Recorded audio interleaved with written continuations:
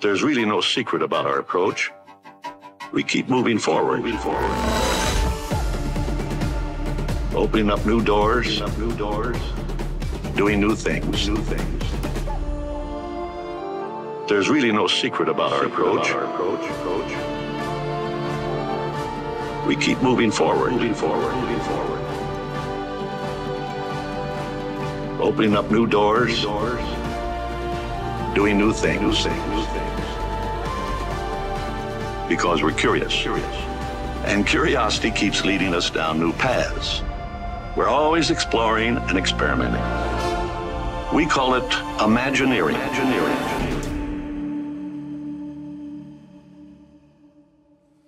Hi everyone, I'm Josh. Today I'm in one of my favorite places in the world, Walt Disney Imagineering.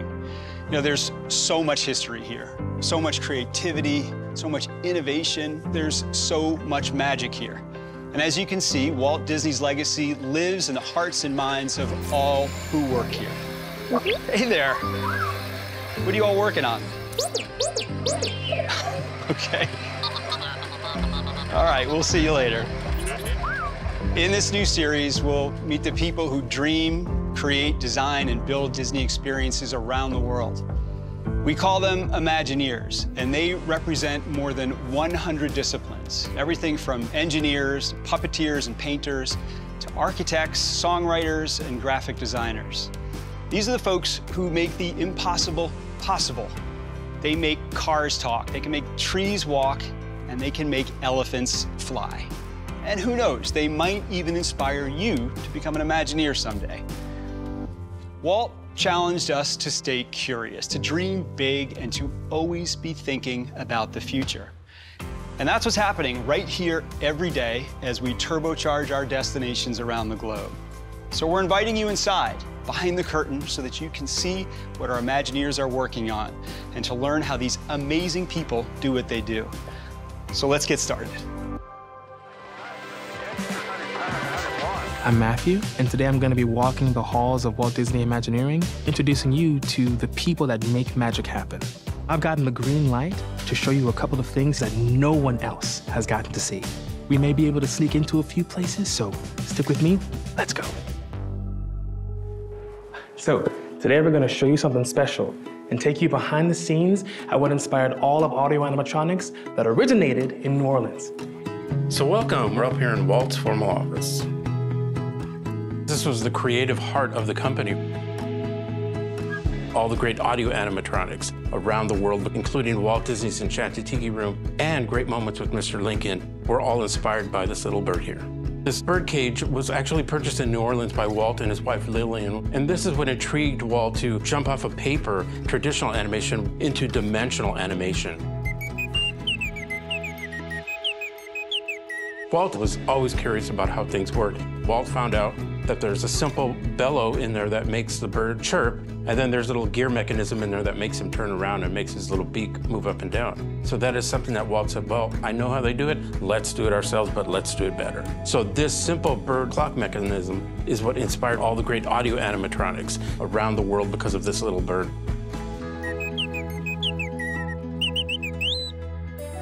We're here in the integration bay, where we are assembling the audio animatronics that'll be in Tiana's Bayou Adventure. You remember that bird that you saw in Walt's office? We've gone from that little bird to where we are today with some of the most exciting innovations in audio animatronics you're ever gonna see. You know, when Walt Disney Imagineering first started, it was created for the express purpose of designing, planning, and building Disneyland.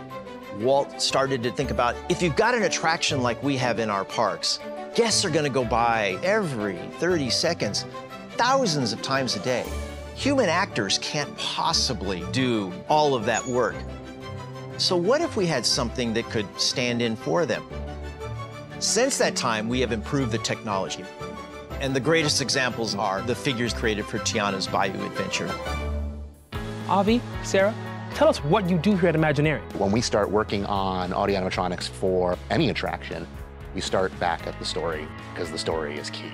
And we figure out what the characters need to do, and each individual scene is built off of that point. The things that then start to become important are characterization, what the character is doing, why are they there, what is happening, and we start to take that and visualize it digitally in 3D animation, just like you'd see for a film, and figure out what things the character needs to do in order to communicate the story point at that point in time. When you see the character in person, you believe that they are the character that you've seen on screen, and they could and can do anything that you've seen there to really make you feel fully immersed in that world and in their story.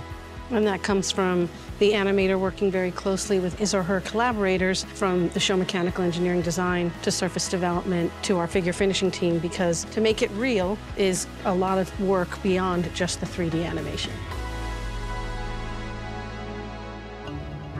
What Walt Disney Imagineering does is right there in its name. Imagineering, which is a combination of imagination, the creative side, and engineering, the technical side. You bring storytelling and technology together, and that's what you get at Walt Disney Imagineering.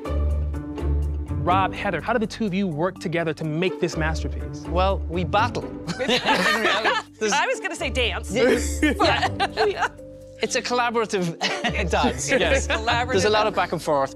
I will get to create a performance, and it looks great to me, and Heather comes along and puts the costume on it after the fact, and then I can no longer do exactly as I've been doing. If I'm trying to create a bit of movement in the wrist, maybe, it might obstruct the costume might obstruct the animation. I might change the animation, Heather might change the costume. It's both things working in balance. Particularly on more difficult areas like an elbow or a wrist. There's a small motor, there's a lot of animation, that's where a lot of the life comes from, but the costumes can be restrictive.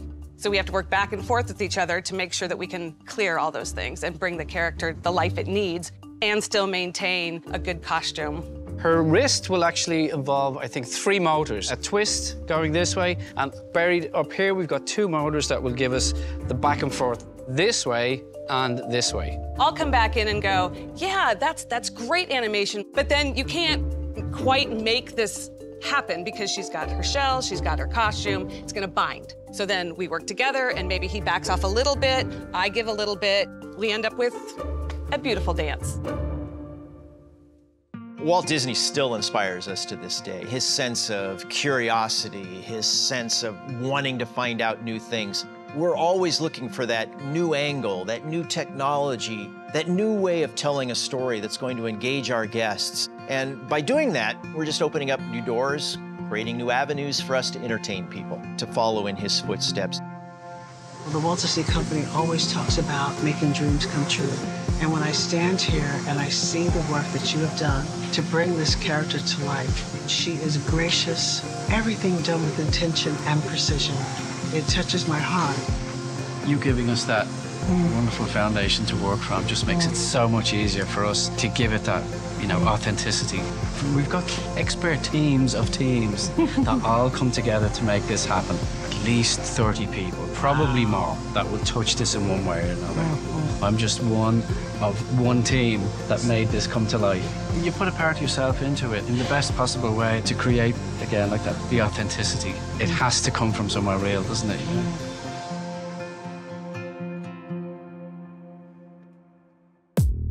I'm Sonny, I work in service development. Right now I'm working on Lewis. How do you go about creating something as large as Lewis? He is one of the largest and most dynamic figures we've built to date. There's a lot of moving parts. We've got this area that moves, this area that moves. So you have all of these layers. You got fabric, and they all have to be like in sync. So this falls down into here, this falls down into here, this comes up together there, and that all covers the motors, but as he's bouncing up and down, they're all moving in sync. But it also keeps support of the costume and lets the costume ride over that, because all of these are animated. That's all part of this functionality. In the past, we've had hydraulic, pneumatic, but he is a fully electric figure, so the tolerances and the movement that we're getting from these electric motors is spot on. So we're using a lot of new materials to create and bring these characters to life using what new technologies we have. I mean, we're able to do a lifelike look. That's the Disney difference. I love that. So, Pasquale, I would love to know a bit more about how you kind of get Lewis to work. I'm a figure programmer, and the figure programmer is the Imagineer who trains the figure. We make sure that the figure is mechanically ready All the cables are properly placed. Every shell cannot collide. And once that's ready, I can make sure that the figure actually can properly move, so the figure can get all the range to make sure that everything that we are designing every step of the way is true to the creative vision. One of the important ones is also like the head turn. So we will come here during our checkout and we will make sure that actually Luis can move. Let me show you this. Hey, Luis, I just want to check that your neck is all right. So we will have Luis playing a part of his show, but only with those actuators. So we can test that everything is working nice with him and he can actually perform his show. So once we put the costume on, we will repeat the process again. This Luis actually is going to be the first Luis that our guests will see when they go down the bayou. Let me show you a little bit. It's not completed yet, but he is going to start greeting our guests and telling us, hey, I'm hearing all this music here. And that's why he's such a complicated figure, right? We're moving all this massive body with just keeping up with the music of New Orleans. So Jess, can you tell me about how you actuate very detailed type of movement? We really try to think of what Luis is as a character. He's a very jolly character. We want to make him appear as happy as possible, and a big part of that is having his belly joyfully move up and down. And we're trying to incorporate that as much as possible from our digital profile, seeing how it's going to translate onto the figure. This is Luis's animation. Right now, we're watching his up, down, and his heave, which you are going to see on the lower body. And then slowly we'll integrate his upper torso. We can turn certain curves on and off, which is great to see how he's reacting in different forms of space. And then we can get all of the animation all at once. So it can get a little elaborate. We can also isolate certain controllers, and it makes it a lot more simple. Each one controls an actuator or a motor. Ones have very specific functions. Some will be larger, some will be passive, and they all work together. And it's making sure that they work together well. Right now we have him at about 75% speed just to see how everything's interacting with itself. What we're doing here is adjusting the character to tell the story. And for the first time, we get to debut one of those very important characters, our beaver, Bahalia. She gets to play along with Ralphie. They're keeping in time to Luis's conducting, and it's really bringing the party together. The guests are just gonna love it. What really makes the place work are the people who create all of the things that we love to this day. The magic that's emanating from them, that passion that you poured into that project weeks, months, years, and you see the looks on the people who are enjoying what you've just created. The gleam in their eye, the laughter, that's what makes it all worthwhile. You're now seeing it in the faces of people that are experiencing it, and that's what Imagineering is all about. Pretty cool stuff, right? I'm Bruce, and I lead Walt Disney Imagineering. I'm excited to be part of your first-hand look at how we create a sense of wonder at our parks, attractions, and cruise ships. As Imagineers, we know our end product isn't gears or circuits or even revolutionary robotic figures that engage with guests in brand new ways. It's actually emotion in its truest form. It's the joyful moments you experience when you visit us, along with the treasured memories you'll share with loved ones for a lifetime. That's why we do what we do. And we're so excited to be sharing this with you, some of our biggest fans. We have a ton in store and even more surprises being created by brilliant teams here at Imagineering. Thank you for joining us, and stay tuned for even more stories to share with you soon.